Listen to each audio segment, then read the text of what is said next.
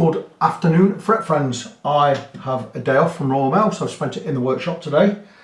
And I have a lovely bass in today, and this belongs to another member of local band Desensitised. Now, Desensitised are a three-piece punk rock type. I use the word punk rock loosely. They're a very punky-ish all-female group, local group. They're very good, so check them out. And this is a bassist belongs to one of their members, but this actually belongs to the drummer. Now, I have had the guitarist Libby in with a couple of guitars in the past. I've also had bassist Charlotte in with a bass in the past. And I have this bass that belongs to the drummer that she's brought it in today. And she just fancied trying something different, so she's learning bass now, or playing bass now. I won't say learning because I don't know how far advanced or how gone she is. She's brought this lovely, lovely bass in, but it does need some fettling. So let me show you what it is. It's got a string missing. And it's Yamaha, and I've never ever seen one of these basses before. Beautiful Yamaha, beautiful colour. There's a battery compartment there, and it has many knobs here, which tells me straight away it's an active bass with active pickups. We have the jazz type and the precision type pickups on there. One thing I did notice straight away was that strings are buzzing and there's a string missing. The strings are buzzing because the neck is bowed backwards, so we're going to sort that out, straighten it. I've ordered a new set of strings for it as well. And all I'm really going to do with this is give it a proper setup, put a new set of strings on there and set it up. All quite simple, but what I do need to do beforehand is I'm going to have a little fettle with the pickups because I don't like the way that they are positioned straight away. So I'm just going to, and there's nothing wrong, there should be slightly radius, but these are slightly a bit too much radius. But what a lovely bass this is. Very, very nice. So I'm just going to alter those pickups while I'm talking to you guys. Now, I don't know if there's a battery in it. I don't know if anything works. I don't know if it is a passive and active bass. There should be centre detents on these knobs. This will centre detent there. Centre detent there, which is good. And a centre detent there. So these are all centre detents. So they're all minus, centre, plus. So we can cut or boost whatever frequencies these work on. I'd imagine one's a pickup balance, one's a treble, one's a bass, but I don't know, don't quote me on that. Right, that is probably, I don't know. This has got a centre detent as well. So I've centred these four, and this one's just a full off, full on. I don't know exactly what they do. What I do need to do though is, before I do anything on this bass, is I need to make sure the truss rod is working. So I need to get an Allen wrench in there. It looks like it's going to be a 5mm. I don't think I'm going to get it in at this angle, but it could be wrong.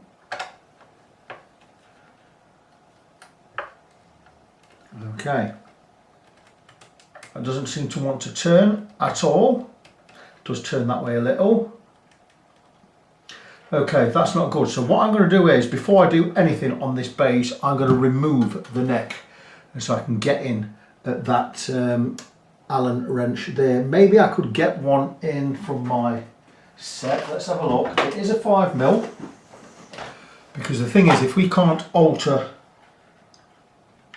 or we can't change the truss rod position or work the truss rod, and it's no good. So we need to know that the truss rod, I don't think I'm going to get this in at this angle either. No, I'm not. So I think the neck has to come off. So if we can't adjust the truss rod, the bass is no good. It's a good job I've not ordered the strings just yet. So while we're live, you are seeing the bass as I see it. So I've not seen anything you haven't. So while we're live, I'm going to loosen these strings.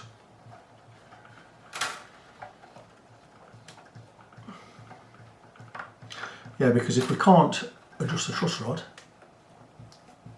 and we can't straighten the neck, then the bass is no good. It'd be an absolute shame, because it is a lovely looking bass. Yamaha make quality anything. So that could be anything from instruments to motorbikes, obviously. I don't know exactly what they make. I was quite surprised years ago to find out they were making musical instruments, being a, in my mind, a motorcycle company, but hey ho. So let me stick that back in there. So you're seeing this bass as I'm seeing it. So let's flip it over. Flip the strings out of the way. We're going to flip it over. We're going to remove the neck. Now I do have an electric screwdriver, which is going to make the job a lot quicker. So I'm going to use that right now. The reason I have this blind, by the way, is it lets, if a bit of sunlight comes in, and it really doesn't work well with the camera. Not really doesn't work well with the camera, but not the angle it's at. So anyway, let's remove these neck screws.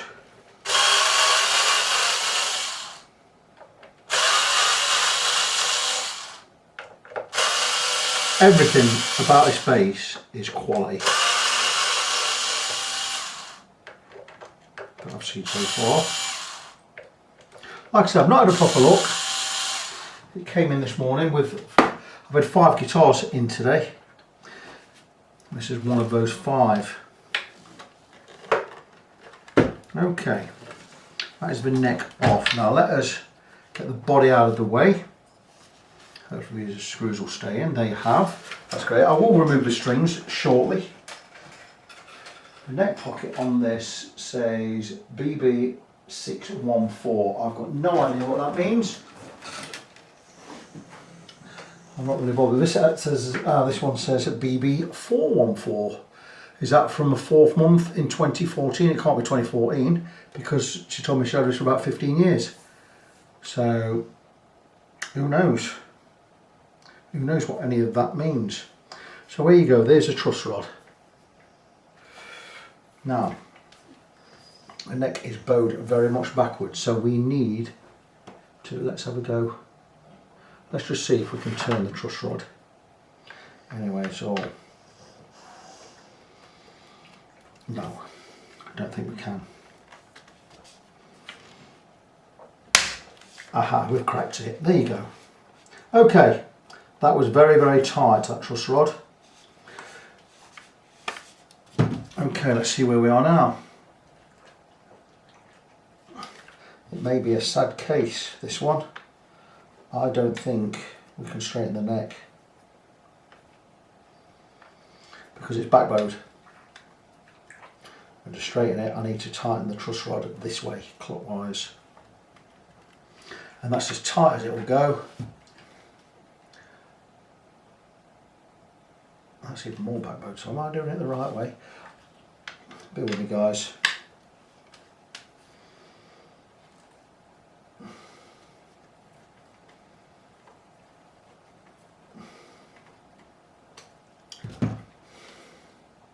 Okay, that's the right way for it to straighten. So I think with strings on, we're going to get enough tension on that. Not very happy with this right now. Now the neck is more or less straight there. Let me get a, this is a base, not a straight edge. Is it 34 scale or a 35? It's going to be a 35 by the looks of it.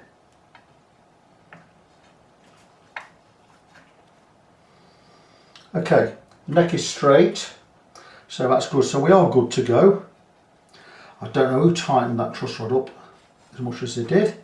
Didn't need to be anywhere near that tight. We still have a little bit of back bow in there, but I think we're going to get enough from the base with the strings on.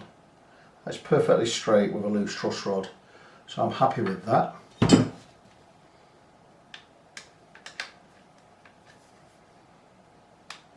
Maybe it looks so deceiving with this base because I just say it looks fantastic and everything Yamaha has been fantastic, but that hole that has been chiselled out for the truss rod, I'd expect that to be a perfect square, and it is not a perfect square. And that to me is a little bit shoddy. Though it doesn't mean it's still not a good base. I'm going to put the neck back on, I'm going to put the strings back on, bring it to tension and see if we get any relief in the neck, because if we do, we're fine to go ahead with the job. So let me turn the camera off. I'm sure everything's going to be fine. Let me turn the camera off and we'll have a proper look. So I managed to find a battery, so the base is definitely working.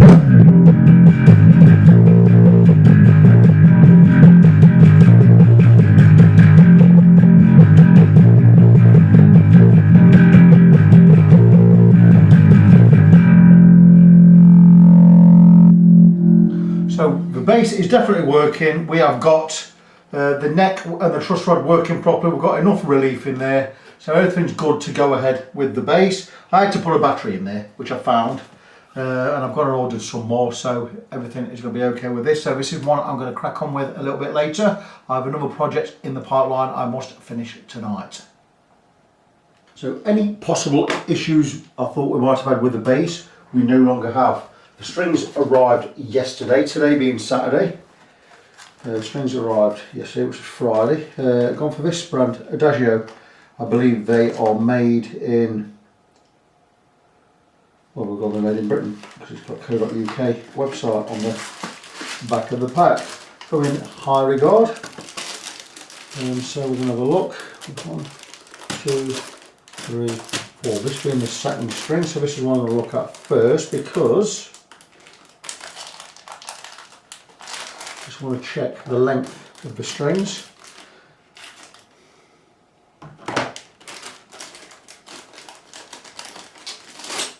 Check that everything lines up because we'll be changing all of the strings. What I'm going to do first is I'm going to remove the strings. Making sure everything's long enough, and that is perfect. It's exactly the right length. Nice ball end on there. So I'll be swapping the strings. The other 3 strings that are on there, I don't know what brand they are. It doesn't really matter. We'll be keeping those for spares. There's no point just chucking them away. Seem to be in fine fettle. So we've got a new set of strings. I'm going to take these ones off. Going to check the frets for level. We need, if we've got any high frets, we are going to tap down anything that's high. Again, I'm a fret friend. I'm all about the frets in the neck, so I like to have completely level frets. Probably not so much an issue on a bass as it would be a guitar, but again, if we do have any high frets, we'd like to get them level. But anyway, these strings are going to be spares. I'm going to straighten up the ends of them as much as I can. I'm going to wind these up nicely. Nicely.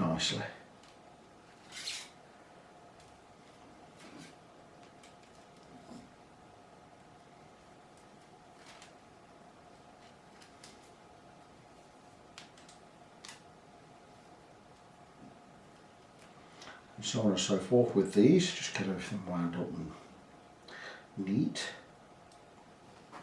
So while I'm doing that, I'll turn the camera off and we'll get the neck set straight, and when you come back we'll go across the frets with a fret rocker and we'll see where we are. So I'm just tweaking the truss rod ever so slightly just to get the neck dead straight with the strings off or not under string tension, and I think we'll just start there.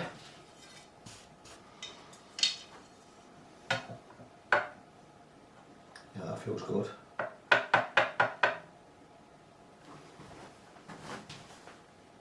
Now we've still got a little bit of relief. So again, we just very gently tighten the truss rod a little. I'm going to turn it from there to there. That'll be about a 16th of a full turn, would it be? So there is a bit of wear on the frets that I can see. Well, that is the neck, dead straight. A little bit of wear on the frets. I'm not unduly worried about that. It's normal. But what we do want to check is that the frets are level along the whole length of the neck. So for doing that, we take what we call a fret rocker. This is a geometric shaped piece of metal. Each edge is precision level to within 0.001 of a millimetre over a metre, or some stupid like this. It's basically as straight as you can get it.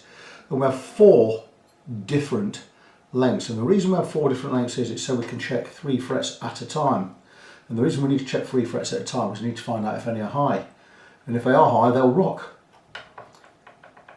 and that's got a bit of a rock on that far edge there. And what we're going to do is when we find one that rocks like so, I'm going to gently tap it down with a fret hammer. And this is a fret hammer.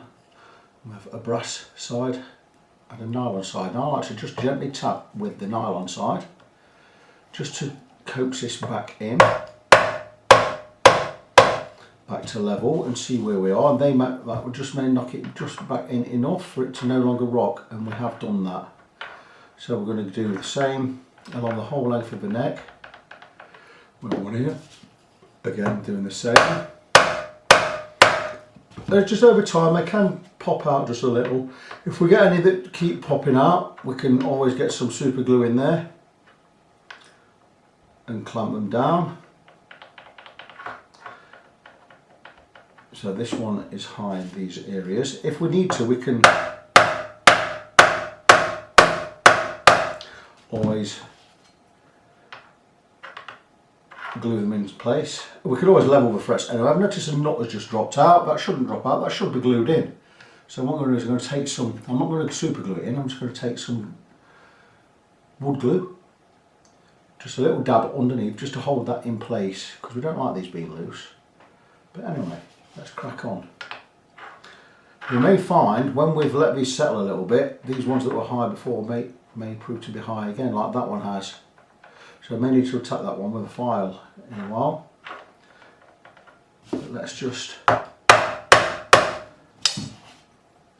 because of the level that Claire is at playing a bass as a novice, I'm not going to do a pro setup with a fret level on this bass. I'm just going to get it playable.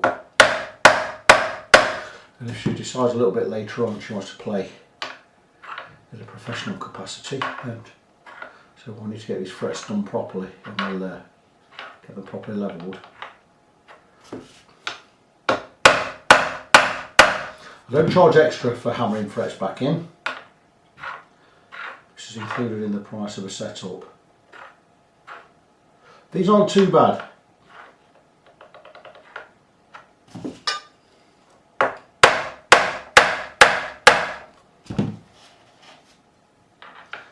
I doubt these were glued in originally. Not many factories do glue them in. It's time consuming and costs more money. But I know myself and a few other techs like to glue them in after levelling.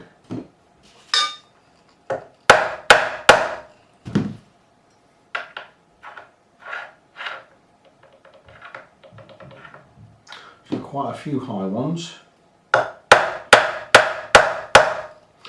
The good thing about using a nylon side is it is not going to do anything to the metal. It's not going to flatten, give us any flat spots on the metal anywhere. So we're not altering the tops of the frets, which are curved or crowned.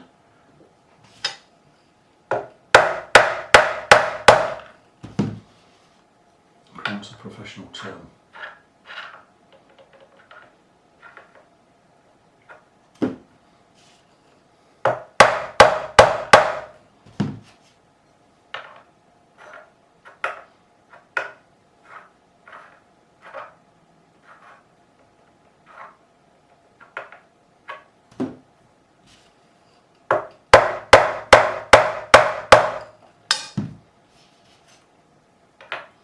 I have a week off from Raw Mail this week. It's Saturday today, I've just broken up today. So I've got a load of guitars lined up. I've already got 7 or 8 in the workshop for work, and I may call 3 or 4 more in toward the end of the week. That's how things go this week. I've got some big jobs on there, quite a few fret levels, so we'll have to see. I still think my waiting list is 2 to 3 months at the moment, and we're slap bang in the middle of September, year of our Lord 2023. So we've got a 2 to 3 month waiting list. It's just the way things are. So that's it. So I have tapped all the frets in that have high spots. I'm going to grab, in fact I'm going to take a little dab of super glue on this knot, and I'm just going to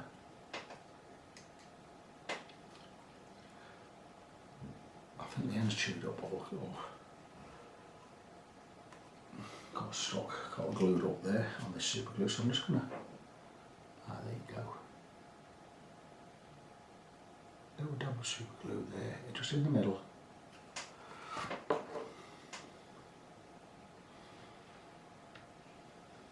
Just to hold that in place.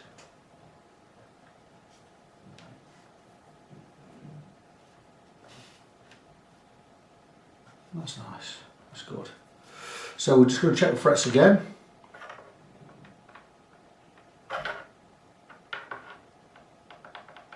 Definitely some high spots.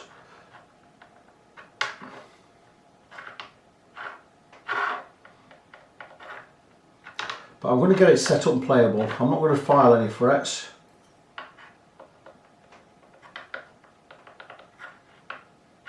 But it certainly could do with a fret level sometime maybe in the future.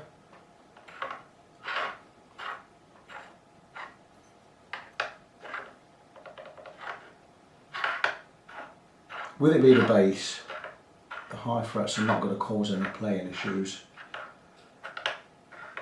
Now if Claire was a gigging musician as a bassist, because she's a gigging musician as a drummer, she's a gigging musician as a bassist, I tell her she needs a fret level. And that's a big job, it takes a while, and for that I'm charging £125, £135. But that will be levelling all of the frets, and once they're flattened we're going to recrown them all again, then polish them up. It takes a good few hours. But I'm not going to recommend that because of the level of a stage that she's at as a player. It's something we could look at in the future. Preferably before I move to Canada next year. This time next year, my wife and myself will have upped sticks and we'll be living in Canada. My wife being Canadian, and she's been in England 15 years. Now everyone knows Michelle is pretty much younger than I am.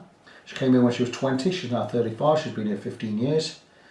And she wants to move back to Canada to be near her folks, which I totally understand. My children are over 30 years old now, both of them.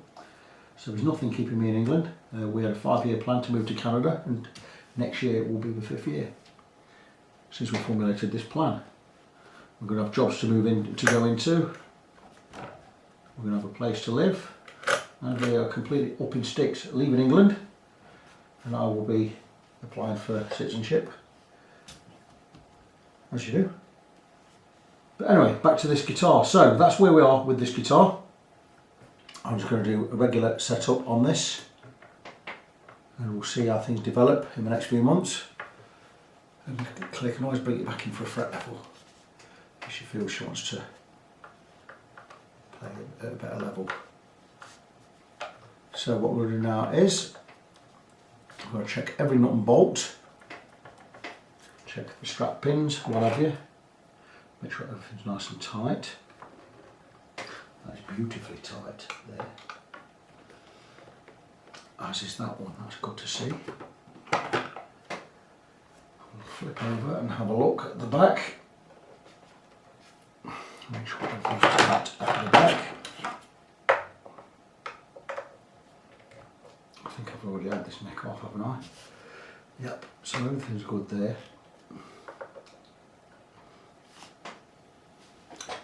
We're just going to check. Nice tuners on this.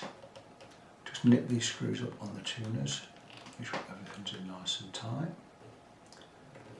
That's loose, that's spinning. We're going to take that out and put a little bit of cocktail stick in there and give it something to bite against because it's just spinning.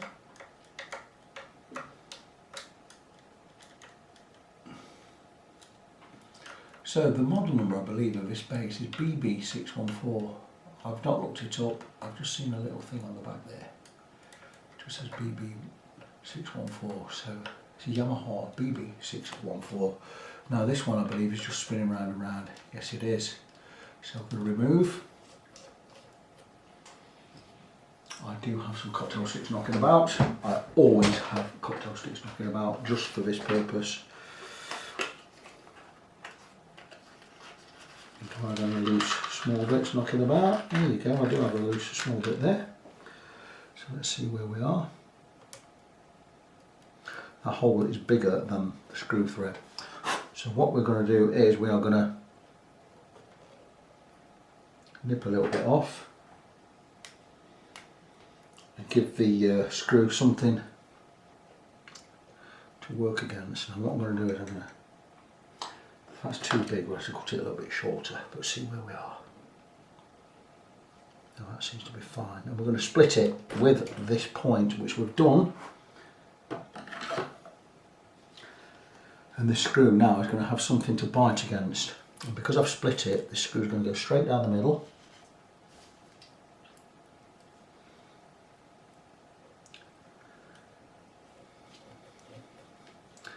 Force that wood to the side, each side, and once we've got this in, it's not going to spin anymore. It's going to have plenty to bite against.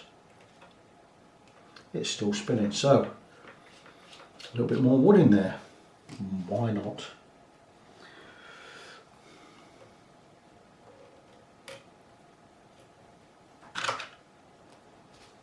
Give it what it needs.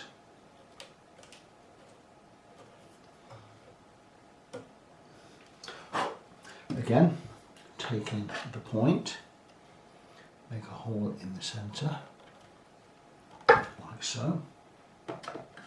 So the screw will be central still.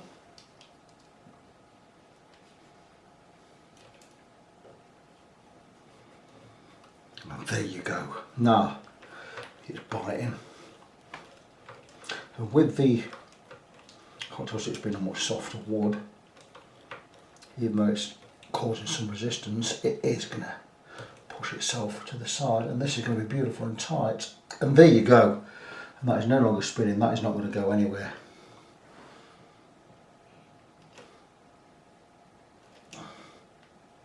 There you go. That is nice and tight. So I'd normally say the base is ready for the strings, but it's not. We're going to polish these frets up a little. So what we're going to do is we're going to tidy up our mess, put things away.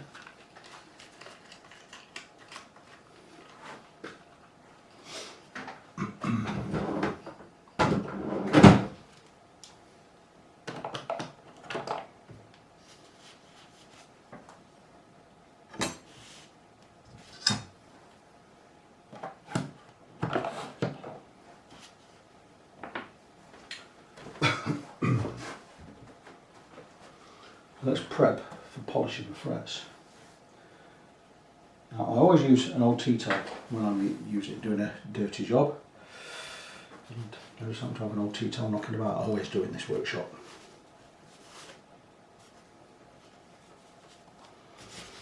That's because we're going to be polishing the frets. Now because I'm going to support the neck from underneath again, just so the fingerboard's exposed, because I'm going to be also, as well as polishing the frets, I'm going to treat the fingerboard and clean the fingerboard. And this is what you know as lemon oil. It's actually mineral oil, and this is especially prepared for the darker woods on fingerboards or fretboards, whichever you want to use. And this will not only clean, it will get under any grime and sweat already on there. It can help it lift, and we can wipe it off in 15-20 minutes or so. If used as a cleaner, it will also slightly moisturise the top of the wood if it's too dry. This doesn't seem too dry, but you never know. So we'll rub this in with the fingers as you do. Far too much on there.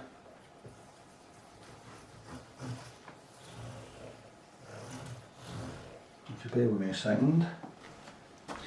That's how I'm going to go for tissue. I'll tell you what, the stuff I use. I'll use some of the stuff I use for the base.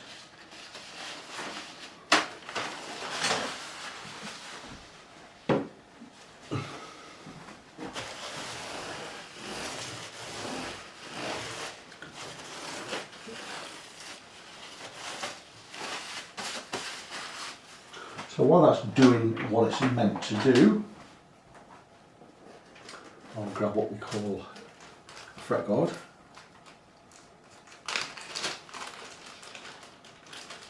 Because it guards the frets while we polish. This is the thing. Because I'm going to polish the frets. I'm going to polish the frets with some steel wool. Now because I'm using steel wool, I don't want to get any in the pickups. So I'm going to tape up and over the pickups, stop getting any iron filings in there, because the pickups being magnetic will attract iron filings. So we need to completely cover the pickups, make sure nothing can get in there. So I'm going to go both sides. And taped all the way around.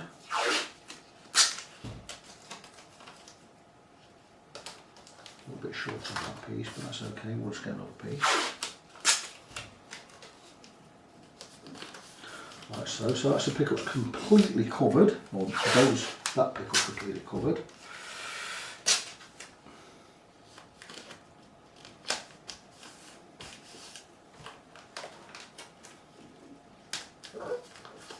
Same with this one. So we're not going to get any iron filings in the pickups. Everything's protected there. This is a fret guard, or fretboard, fingerboard guard. And what I'm going to do is, once everything covered like so, I'm going to polish the frets, just by taking some steel wool, some superfine steel wool, over the fretboard guard, and just pinch the steel wool over. And we'll take off all the crud and the tarnishing on the fret, and that is now like new. Let me show you on this end. And that now is beautiful silver and polished and looking fantastic. So it can take a while to do this. So I'm going to do this, I'm going to turn the camera off, I'm going to crack on, get these all polished. Once they're all polished, I'll dry off the fingerboard. Dry off any spills anywhere, wipe the headstock, wipe the body of the guitar, remove the tape. And I'll put the new strings on. And we'll get this set up ready to play. For this whole job, base set up, the charge will be £40. I've been charging that for a base setup for about 4 years now. Price has not gone up.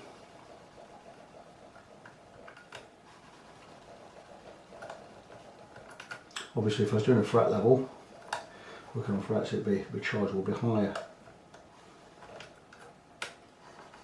There'll also be a charge for the new strings and a charge for a battery for the electrics. So I think total charge on this is going to be around about £55 all done. Like I say, I've not worked with frets, I've just hammered them in. And they've not stayed down, so it could benefit with a fret level really. About 8-9 frets with high spots. If I was doing a complete fret level, I'd be charging £135 with the setup. So because I've charged 40 quid for a setup, you could say that your complete fret level would be about 95 quid on top. I did say I was going to stop the video, but I'm not.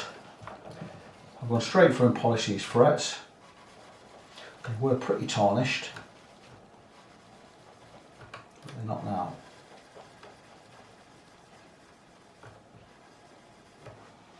And that's it, that's the fret polish done.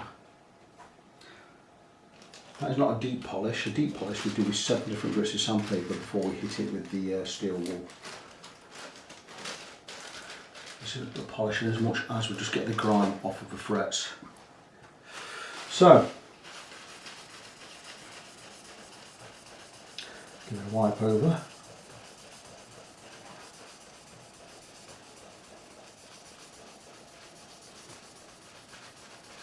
And you see the spills and the spots of oil that have gone all over the mat.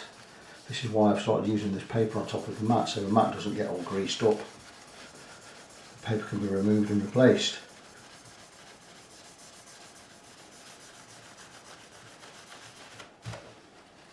And that is, look, that's how much dirt there is on the fingerboard. And it's normal, that's just off your fingers, mucking straight off your fingers over time.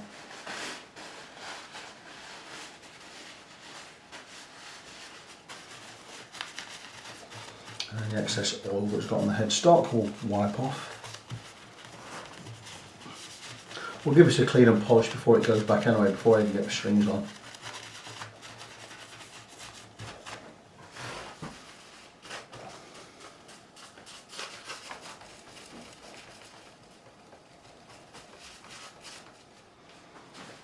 So a tape remove.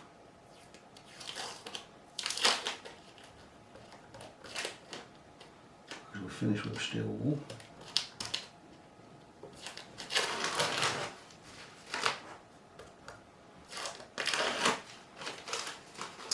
And I'll get out my cleaning fluid, give this guitar a good clean before I put the strings on. And off camera, in fact I'm going to do that off camera, I'll just show you my cleaner of choice. Just happens to be the cleaner I've got in at the moment. Doesn't mean I'm always going to use it, it's stuff I've had in for a while. Dunlop 65 brand. But I want to have a look at the is it Music Nomad stuff, the cleaning fluids.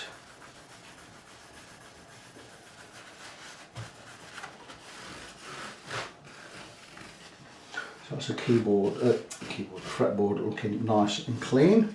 I'll leave that out in case I need it again in a minute. I'm using this stuff to give it basic cleaner in a minute. I've got some carnauba wax in there, and I've got some polish and cleaner. And then we'll get the new strings on. I